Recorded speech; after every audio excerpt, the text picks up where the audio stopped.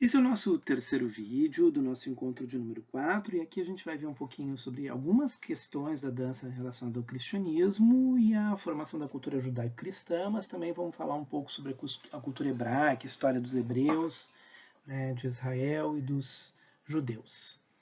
Então vamos lá brevemente, vamos lembrar um pouquinho assim, né, que após então o advento do Cristo, de Jesus, né, o reconhecimento dele como figura histórica, nós passamos por um período que a gente chama então de paleocristianismo, né, que é um período logo em seguida posterior, né, à morte de Cristo, no contexto do Império Romano, né, e que vai gerar uma série de formas de pensamento místico, gnóstico, combinações do pensamento cristão com o pensamento greco-romano, né?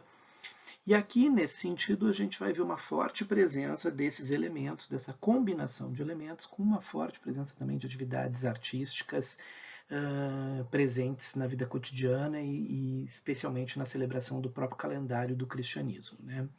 As danças, então, se integram na liturgia, porque estão ali integradas no contexto da Antiguidade Tardia, né, e vão até a Alta Idade Média, começando a aparecer vetos mais específicos à dança no século VIII depois de Cristo. Né?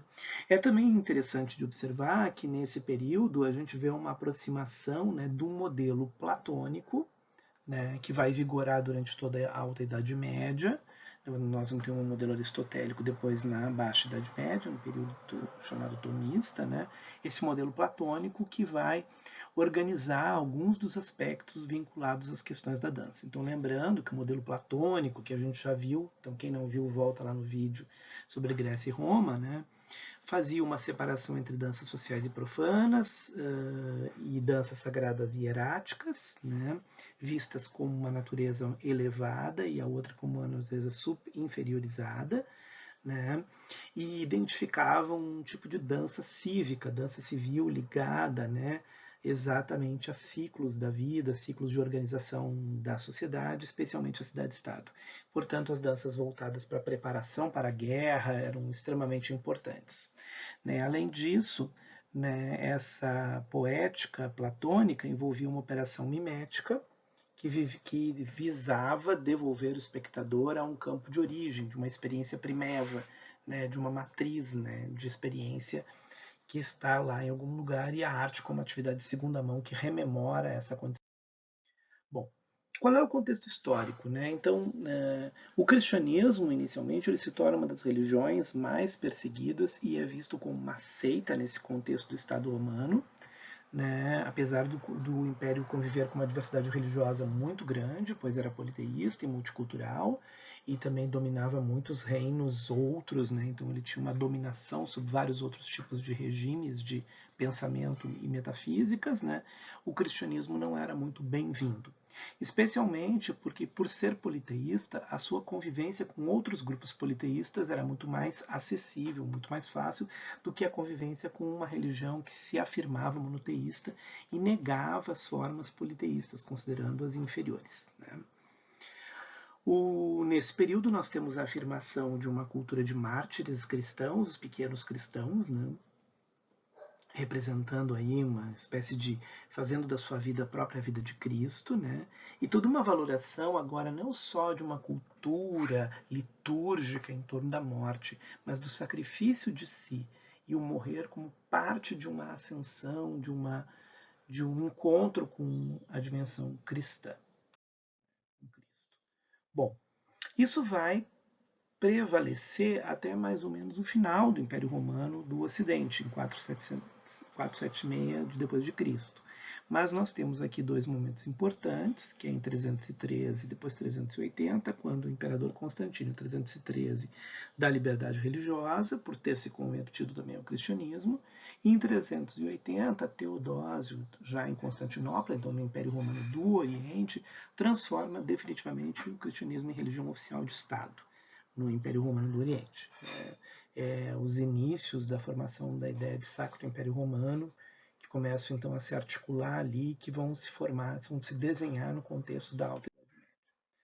Bom, a dança, como nós vimos, ela tinha restrições no campo da cultura romana. Né? Havia uma restrição moral, né?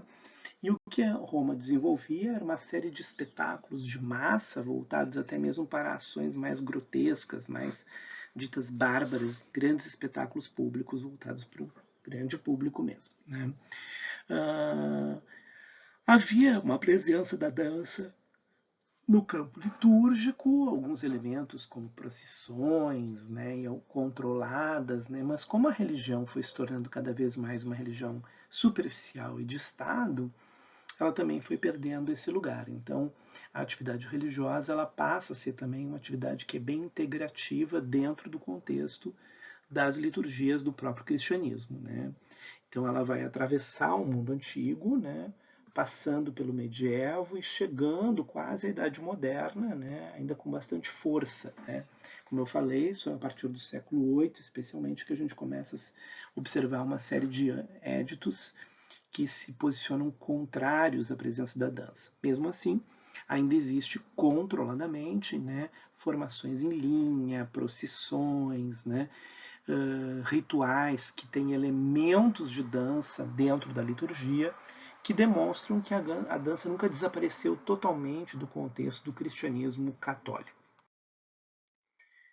Paralelamente, né, nesse contexto, vão se afirmando também danças populares e que ainda mantêm vínculos com a cultura pagã, com as tradições místicas e esotéricas e sagradas e secretas, né, que vêm lá do mundo antigo, né? Então, algumas afirmações neoplatônicas, por exemplo, vão demonstrar como essas danças ainda estão integradas e ainda permanecem vivas nesse mundo, formando um marco de tradições para esses povos, especialmente os povos nômades, né, nesse contexto europeu em formação. Bom, então a gente tem que uma relação que separa o sagrado e o profano, né, dentro da própria cultura latina, com uma perseguição a danças profanas, e que isso então vai ser transferido depois para o contexto da igreja em ascensão. Quando a igreja então se torna institucional, ela vai acabar reproduzindo um pouco dessa estrutura estadista de polarização entre o sagrado e o profano que já vinha do final do Império Romano. Né?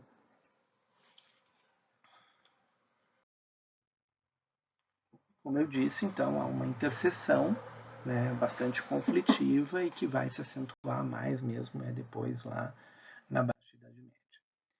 Quais são os amálgamas, as unidades, unificações que são feitas nesse contexto? Né? Então, reconhecer a presença de danças que ainda mantêm matrizes na cultura do campesinato, né? Fundamentais depois para a gente entender a formação das tradições de danças populares do mundo rural, que vão se espalhar e vão se manter por toda a Europa, né, ainda em desenho. Ainda não estamos falando da Europa como tal, como hoje, né, não existia Europa ainda.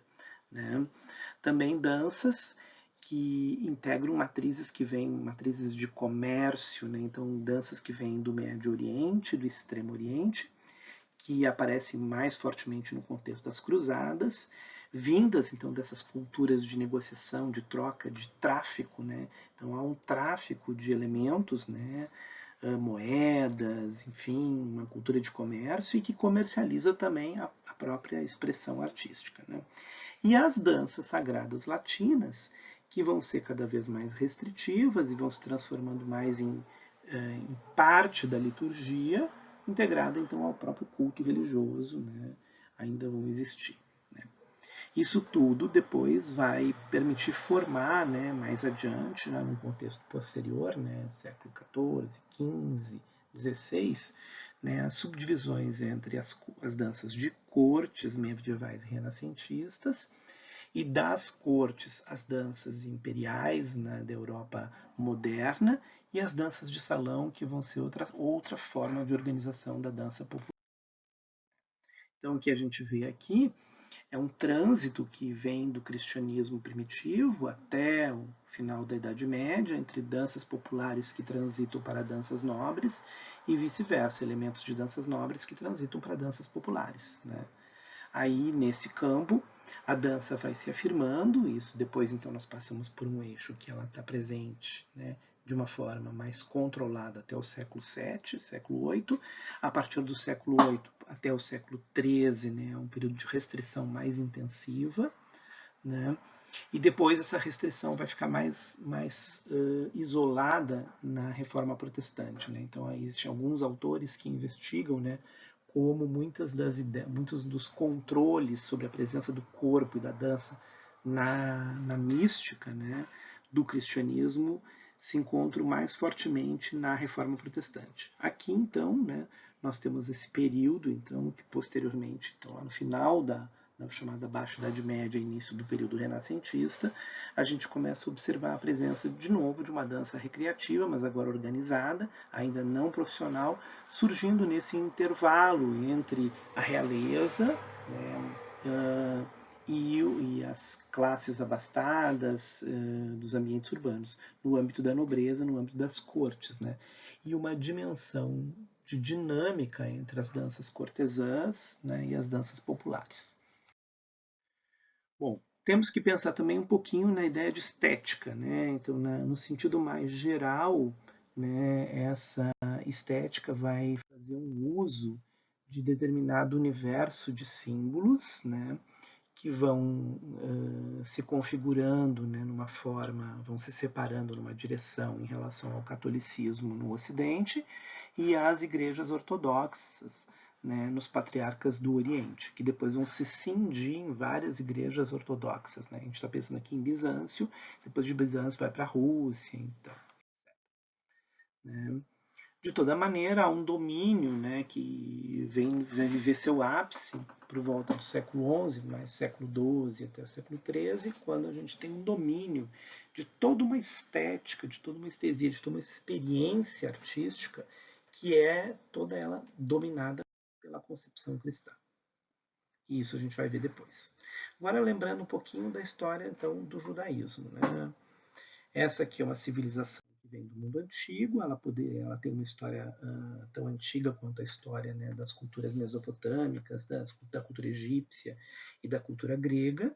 E a fonte fundamental de estudos da cultura judaica, da cultura israelita, da cultura de Israel, da cultura hebraica, né, é a Bíblia, né, o texto bíblico, que é o documento principal deles. Né.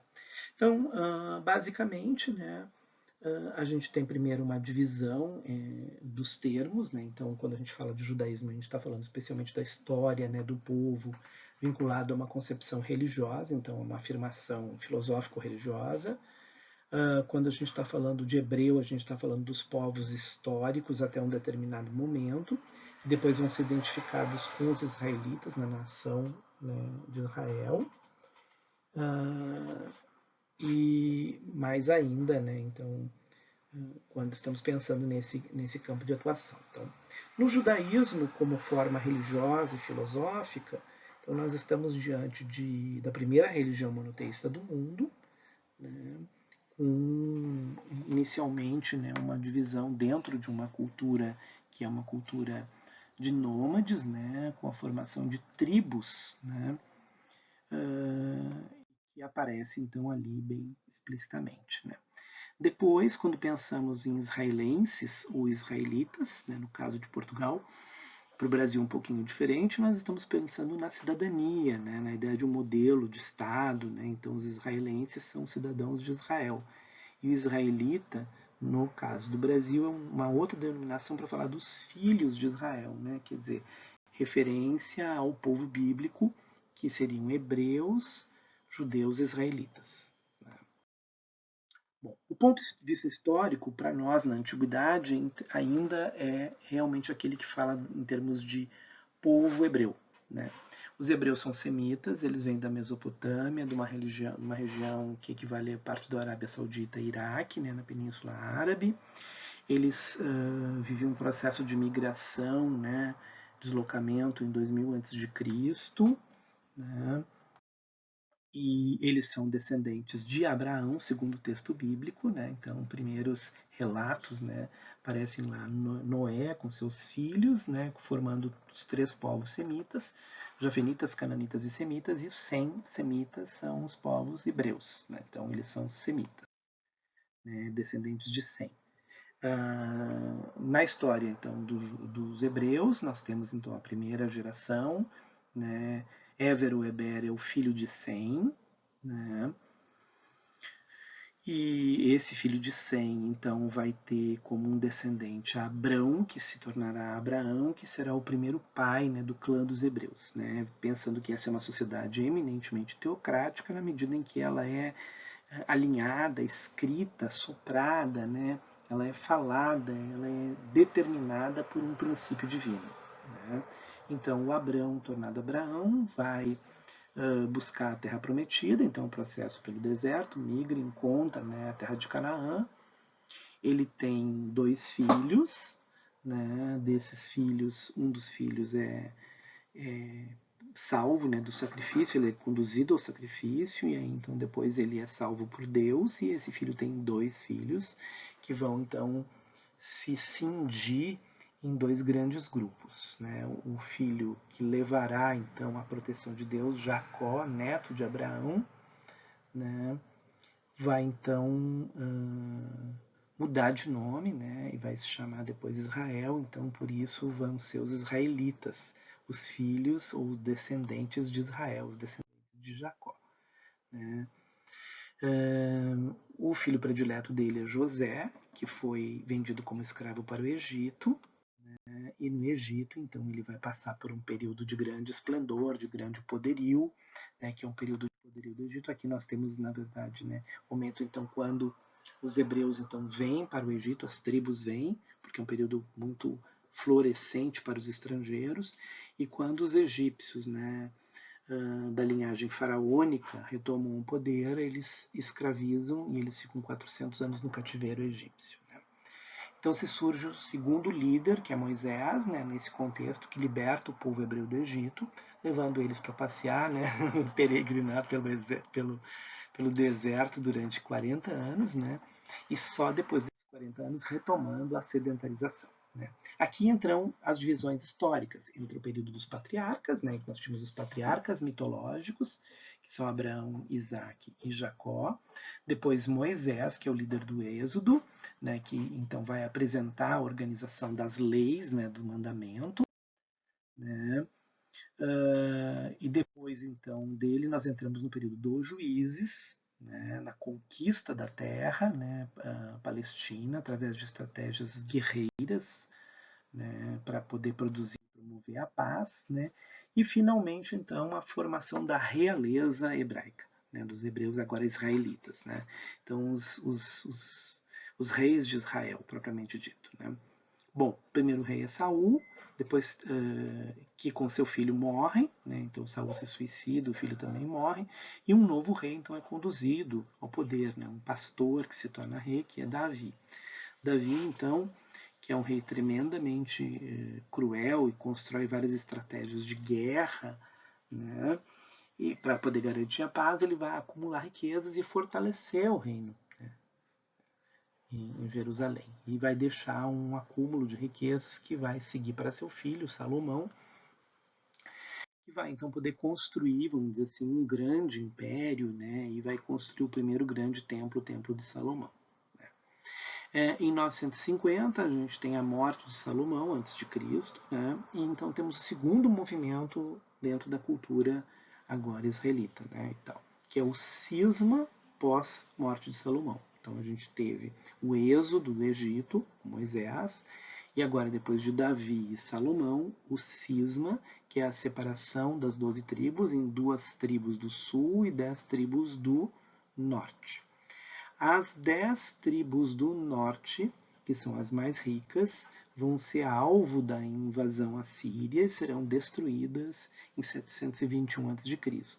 E as 2 do sul, que formam o reino de Judá, serão capturadas, safarão dessa situação da Assíria, mas serão capturadas e escravizadas pelos babilônicos, indo para o cativeiro na Babilônia em 580 a.C., né? Então aqui a gente vê essa dominação babilônica, né, e a destruição novamente do templo. Entre 580 e 530 que começa o processo de escrita, de documentação, né, da cultura e da experiência histórica e a formação, então, da Torá mesmo, do Antigo Testamento, dos 5 livros, né. Bom, os persas invadem a Babilônia, derrotam os babilônicos, libertam os judeus, fazem uma aliança por pagamento de impostos e por uma relação diplomática. né? E eles voltam para a terra de Canaã, agora Jerusalém, né?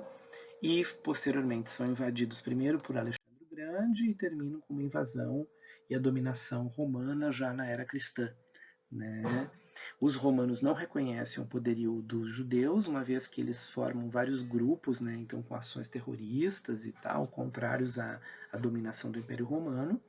E no ano 70, então, a gente tem o início, né, a primeira ação rumo a um processo diaspórico dos judeus. Então eu tive o êxodo, depois eu tive o cisma e agora eu tenho a diáspora judaica. A diáspora judaica acontece então no contexto do Império Romano, após, né, a era cristã, 70 depois de Cristo, com Tito Vespasiano, com a destruição do templo novamente, e em 136 definitivamente o imperador Adriano edita, né, a dispersão definitiva do povo judeu pelo mundo, né, num processo de diáspora. Então, no século II depois de Cristo, o Império Romano promove a diáspora dos judeus, dos hebreus, né, que não aceitavam a dominação romana. Né, uma província muito difícil.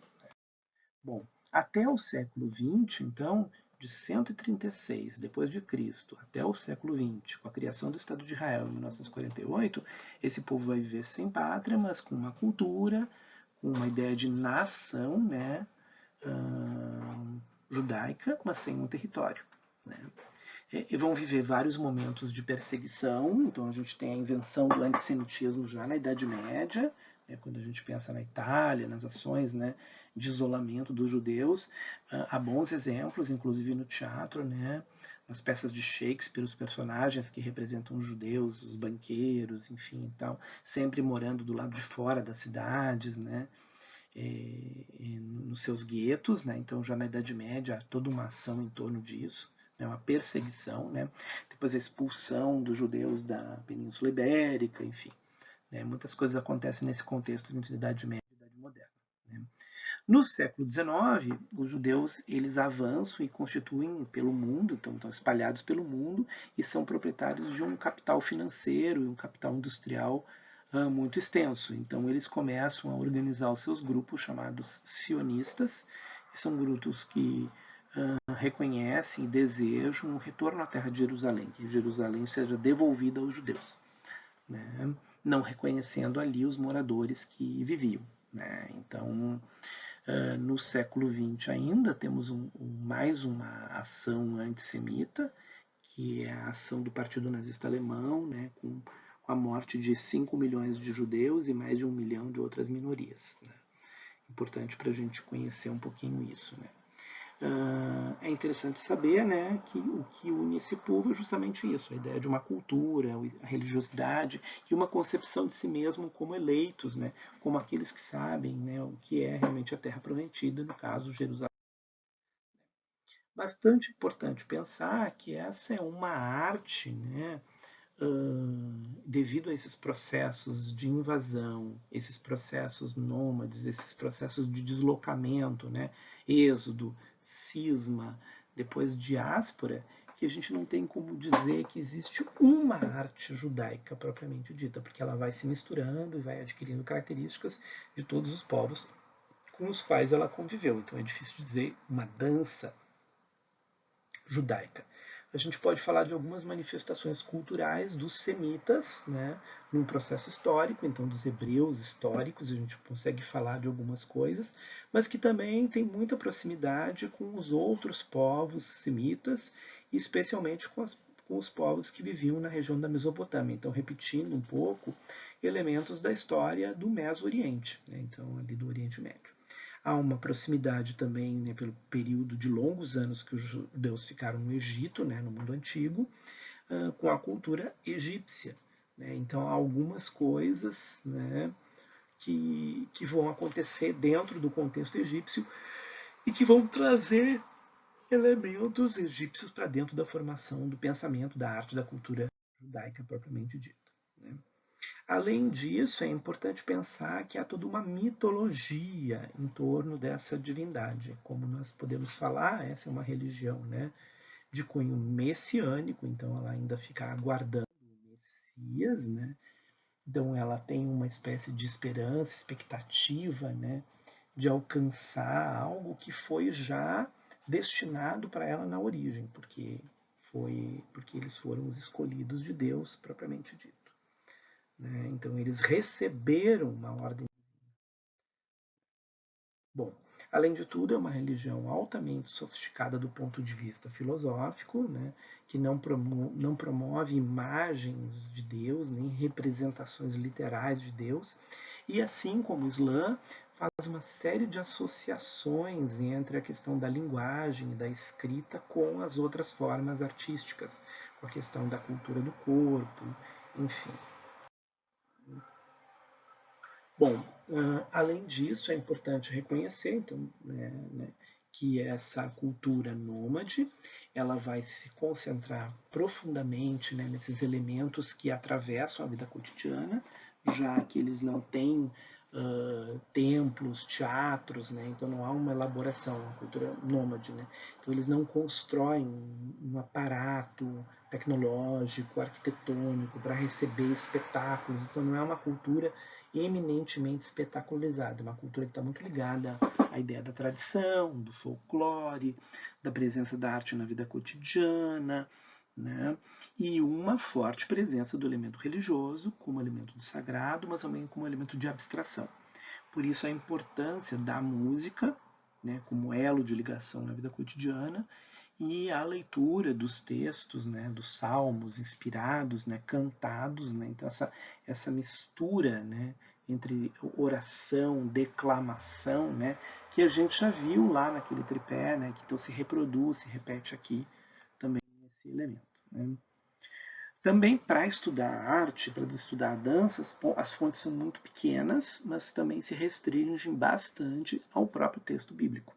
Então, estudar as danças históricas hebraicas, a gente deve voltar, né, ao texto bíblico e também à hermenêutica, a exegese desse texto, ou seja, a leitura dos comentaristas, que conhecem então os contextos históricos de uma forma mais detalhada e que também conhecem o domínio do campo da metáfora no interior do texto bíblico. Então, lá no Êxodo, em Samuel, então há vários exemplos, né, que mostram a forma como a dança se integra, né, na vida cotidiana dessa sociedade, né, dessa sociedade em constante processo de transformação. Como eu disse, né, nunca podemos deixar de perceber que essa confluência da relação desses povos em vários processos migratórios acaba absorvendo a cada época histórica elementos de outras culturas e outras civilizações. Então, elementos da cultura egípcia, das danças egípcias, vão se integrar às danças gregas, elementos da cultura do mar Egeu, do mundo grego, vão se integrar às danças dos hebreus. Né? Há uma forte relação com as danças da Ásia Menor mesmo como um todo, né? Então as danças da Ásia Menor e as danças do Mediterrâneo vão fazer parte do repertório, vão se misturando, é um processo de mixagem mesmo, né? E que depois vão ganhar um contorno formalizado a partir da relação de domínio pela religião oficial do Império Romano, que é o próprio cristianismo, que vai tentar, né, vamos dizer, oficializar, formalizar e controlar os espaços de dança, né, a partir do avanço do cristianismo. Né. Então, deixando uma parte dela para o mundo folclórico, tradicional, da vida comum, e uma outra parte que vai ficar bem mais restrita a movimentos mais ligados às procissões, né, e elementos cultuais. Bom, tudo isso é muito importante porque vai nos conduzir, né? Então, por isso que estão juntos aqui, né, o cristianismo e o judaísmo, na formação da civilização judaico-cristã, a compreender a maneira como vão se construindo os vetos ao corpo. Então, na verdade, não são vetos à dança, né, como uma linguagem, como uma expressão. São vetos mais complexos à história do corpo, né, no mundo medieval, já que o corpo é visto como uma degradação do espírito e da alma, né? E alguns elementos da cultura hebraica também vão ser incorporados ao mundo cristão durante todo esse processo. Então, mesmo com o rechaço aos judeus, o antissemitismo que se desenvolve na Idade Média, muitos elementos da cultura judaica vão ser integrados à cultura cristã do mundo medieval. Então, a gente vê esses vetos e essa forma de controlar a dança, né, bastante incontrolável, e aqui a gente vai entrar no campo da Idade Média, pensar então nessa relação novamente, né? Agora não é bem entre público e privado, como era lá no mundo grego e tal, mas é uma relação entre sagrado e profano, o espaço interno da igreja, o espaço externo, a praça, né? A formação do carnaval na Idade Média, todos esses elementos que vão aparecer mais adiante aí na nossa história. Aqui algumas das referências que eu utilizei, alguns vídeos também, e as referências bibliográficas estão lá nos conteúdos da nossa disciplina, no nosso programa de aula. Então,